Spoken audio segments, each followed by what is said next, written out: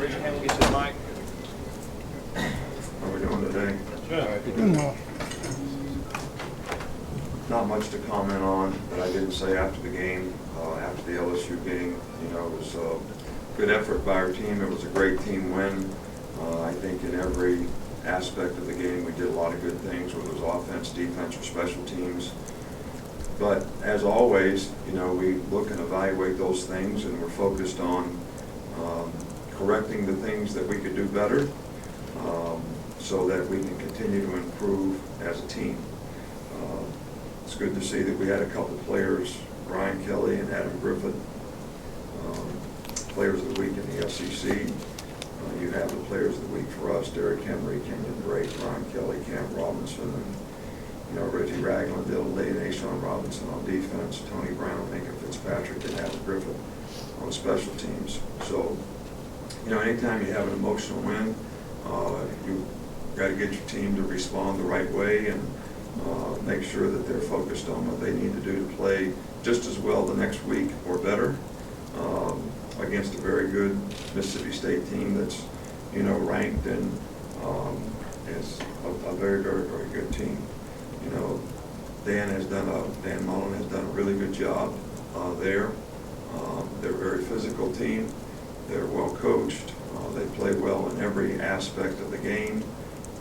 Very good on special teams. Defense is ranked in the top whatever in scoring defense, giving up just like 17 points a game.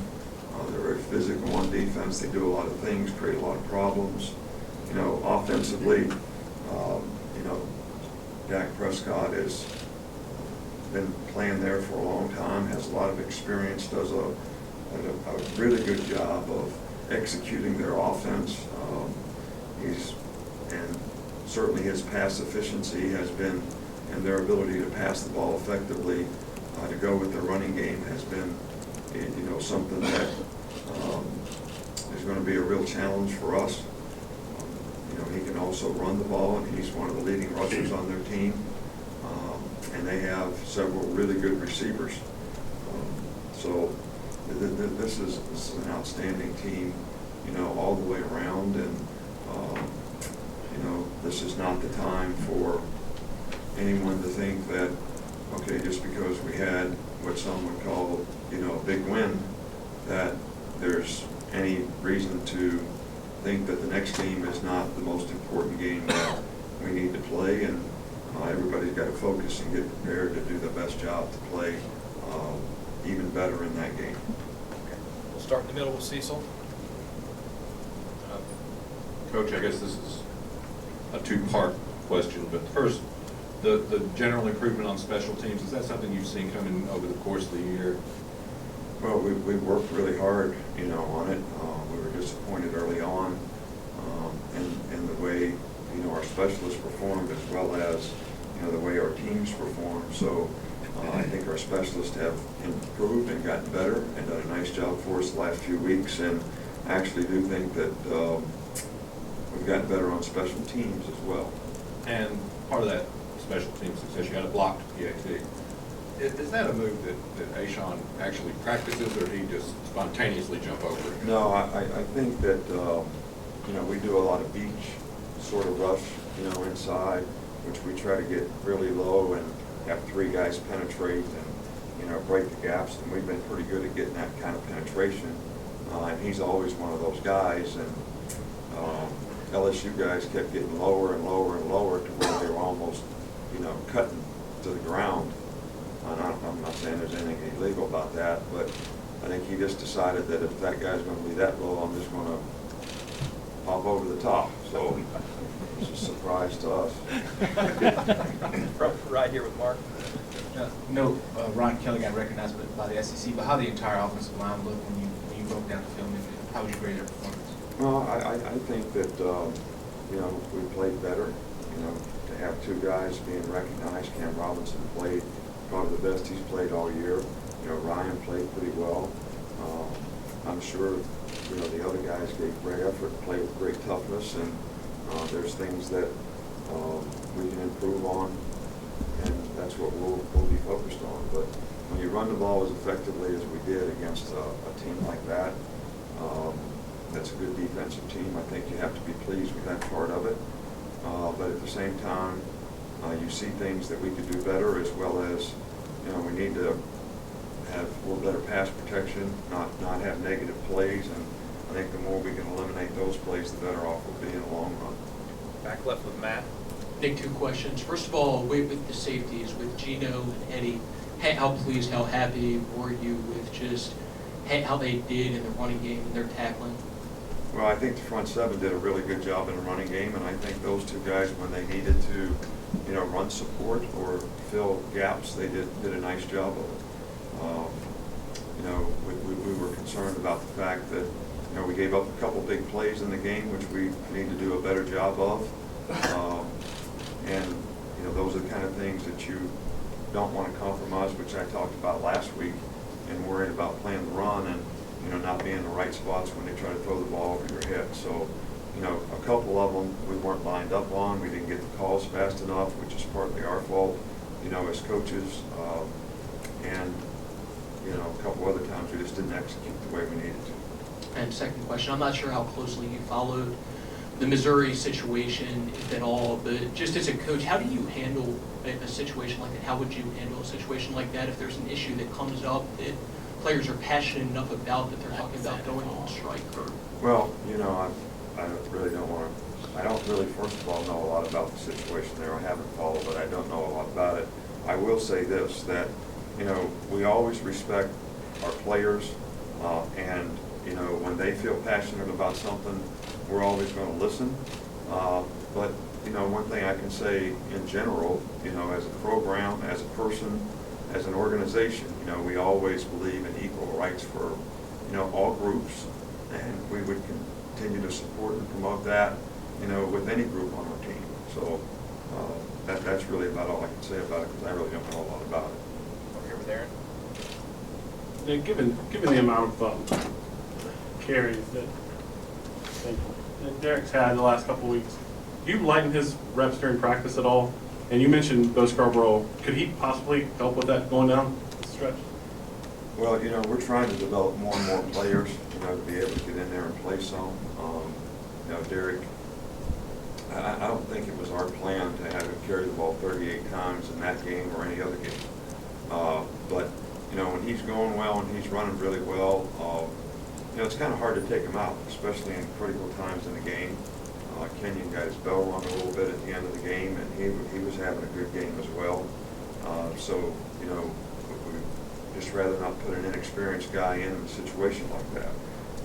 But, we try to manage every player in terms of, we use the catapult system to manage every player in terms of his workload, his reps, his explosive movements, to try to make sure that we're keeping guys fresh. And, we certainly do that with Derek. In the middle with Michael. First off, you just said, can you guys bell rung? Is he okay for practice this week? Yeah, we feel like he'll be okay. We'll probably not do a lot with him today. We got several guys that, we're practicing pretty light on Mondays now, and guys that are banged up, we don't push the envelope on them. But hopefully he'll be okay soon. Secondly, just about Dak Prescott, how much has he improved? What have you seen his improvement from the past year you've seen? Well, he's a really good player last year. So I don't want to in any way not acknowledge the fact that I think the guy's been a really good player, but he has, and he's done an outstanding job for them. And he's got a unique skill set of being, I think he continues to improve as a passer. I think his passing efficiency, looking off people, doing the little things in the passing game that really make a difference. He's got really good skill guys outside that have made a lot of big plays. And, he can hurt you running the ball. So the way you have to play against him, he's growing to take advantage of a lot of the things you have to do to try to make sure he's not running it. He certainly can take advantage of you throwing it. Back to the middle with Alex. To go back to Ashawn, obviously he came in on some goal line situations. Some of the players mentioned y'all just started practicing there this week or last week. What went into the decision to do that? Well, you know, we did it earlier in the season. We never used it, so we kind of scrapped it. And, you know, we just felt like, you know, we've been down by the goal line a couple times, and we didn't score. We had second and 1-1. We didn't score a touchdown. Earlier in the year, we had a situation where we were inside the 3 and, you know, didn't score a touchdown. And I think you always have to make a decision when, you know, you're sort of a no-huddle kind of go team. And we had a lot of success going fast, you know, inside the 5-yard line earlier on last year, early in the season this year. Now people start, you know, ganging up on you. So, you know, we just decided that we needed to focus more on having big people in there, and that, you know, we don't have to gain a whole bunch of yards to make a big play. We just got to gain a yard or two, and that's going to be good enough. So we've always had big people. We just haven't used it as much. I think Aishan's athleticism really helps us in a situation like that, especially not having a whole bunch of tight ends that are, you know, big guys. Okay, in the middle with John, senior. Could you talk about what stands out to you about Mississippi State's receivers, especially Duranya Wilson and Fred Ross? Well, they're both, you know, first of all, Wilson is a very big guy who uses his body well, very physical, you know, receiver, difficult to cover because of the mismatch he creates with the way he uses his body and his size, you know, to help himself, and he's got really good hands.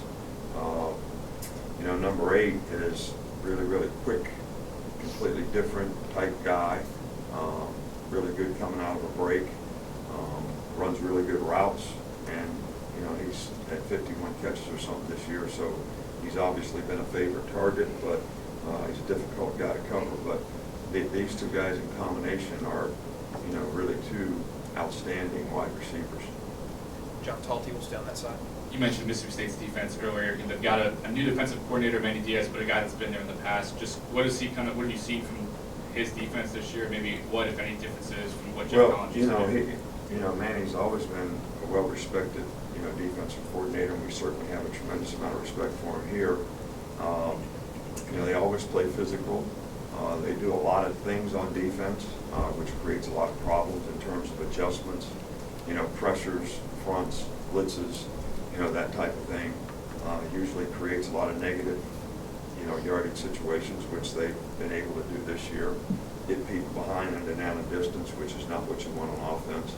So, and they continue to do, you know, those, you know, same kind of things. So this is going to be a real challenge in preparation, you know, for our offense, and it's going to be really important that, you know, our guys have a good understanding of what they need to do to be able to execute, you know, against this multiple front defense.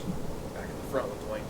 Coach, you guys had 9 penalties against LSU, but you hadn't had that many since the opener. I think it was 11 against Wisconsin. Are you concerned moving forward, or do you think that just was a one-time thing? It's not a one-time thing. We had 9 or 10 penalties the week before and 9 or 10 the week before that. I mean, we're last in the SEC in terms of penalties, or first, or whatever, however you put it. I mean, too many, no matter what. So, you know, we've been coaching. We put it up there every week, who gets the penalties, how many they get, why are we getting them? We do it every day in practice. So we need to play with better discipline when it comes to, you know, the choices and decisions a player makes, whether it's a block in the back, whether it's holding, whether it's jumping off sides, being in the illegal formation, false start, offsides on defense, whatever it might be. So we do not want those kinds of things, and we need to do a better job as coaches to try to get our players not to have them. But we've been having them. All right, this is not new. All right, this is not new. Okay, right here with Ben. I know you like to focus more on affecting the quarterback than finishing sacks, but when defensive players are actually able to make contact and finish off a play like that, is there any sort of a mental or psychological effect on players sometimes? Well, you know, I don't know. I think it's a psychological effect when you get off the field on 3rd down. I also think, you know, when players are affecting the quarterback and disrupt throws, those are, you know, things that are emotionally uplifting to the defense as well as the defensive front, who feels like they're making a significant impact in terms of affecting the quarterback. So I can't speak for the players themselves, but I do think, you know, when you get the quarterback out of rhythm, you know, that's something that is certainly beneficial to the defense and helpful to everybody that's out there. And I do think that the players get excited about those kinds of plays. Up front with Ken. You mentioned State's passing game, but I was wondering, is there another area or two that jumps out at you where they're significantly improved from where they were at the start of the season up to now? Well, you know, they've got a very well-conceived offense. I mean, they have a lot of run-pass options, and right, I'm going to zone fake the ball and throw a bubble pass out here, throw a slant out here, or throw an out route out there. And, you know, every guy on the defense has got to do a really good job because they force you to defend, you know, the entire field horizontally. They've got good vertical passing game, so now they're going to play fake and throw the ball deep. So, you know, this offense is very, very challenging. It's well conceived. Dan does a good job with it. Their players do a good job of executing it. So, you know, this is, I mean, last year they were one of the top offenses in the SEC, and, you know, this year they are as well. So I think that they're probably passing the ball more efficiently would be the one thing that I see is better. Not that they were ever bad at that. They were very good at it, but I think that's one of the things that they're doing even better. Last two in the back, Joe and then Tom. Hey, Coach, you referenced just the emotion of the win on Saturday and making sure guys come back focused this week. With this team, other teams in the past, is that something that you found that they're pretty good at coaching themselves on when it comes to that focus, or do you need to really deliver the message early in the week? Well, I think, you know, we want to deliver the message early in the week. You know, you're always hopeful that the players, you know, see it like you see it, and that they're thinking the same way that you're thinking, and they understand what they need to do, you know, so that they can go play well in terms of how they practice, how they prepare for the game, the psychological disposition they need to have to go into the game to be able to play that well on the road, you know, against a good team. So all these things are points that we're constantly trying to make, and hopefully the players reinforce them. And I think that's what you call leadership in affecting, you know, other players on the team. So, but it is important that everybody get the message. Last one with Tom. I mean, in some ways, kind of along those same lines. I know maturity is a word that you used a lot with this year's team. How do you quantify that? What do you look for? Is there a way to quantify it? Has that evolved for you over the years as a coach, and how you notice maturity and how you pick up on it with players? You know, I'm not a psychiatrist. You know, I've never claimed to be a sports psychologist. So, you know, I know how to coach blocking, tackling, how to cover somebody, how to get open if you're playing receiver, how you're supposed to take steps on a zone block. I do try to influence and impact people in a positive way, and certainly try to get the negative thoughts out of their head in terms of what they need to do to be able to play well and to execute well. So these are all things that we try to focus and emphasize. For me to quantify, you know, any of this stuff, I don't think I'm qualified to do that. But I think you can tell a lot by a guy's body language in terms of how focused he is, how he pays attention in a meeting, how he goes about his business when we're going through a walkthrough or practice or whatever. And, you know, I think the older, more experienced guys, you know, they've been through more games. They've been through good games. They've been in the locker room when they jump up and down and sing the fight song, and they've been in the locker room when they're very disappointed because they didn't play well and things didn't turn out the way they wanted. So I think those experiences obviously enhance their ability to understand how fleeting, you know, all this can be in terms of if you're not ready to play your best against good people, what the consequences can be. You know, so we want to make good choices and decisions. You know, I made the statement, you know, before is, you know, sometimes people make bad choices and decisions. They create a lot of controversy, and I want to refer to that as a storm in their life, and then they get all pissed off when it starts raining, all right, which is the consequences they got to deal with because of all the decisions that they made. Well, it's no different for our team. So, and I guess if you understand that, then you don't make those choices and decisions to start with. Thank you. Thanks, Coach.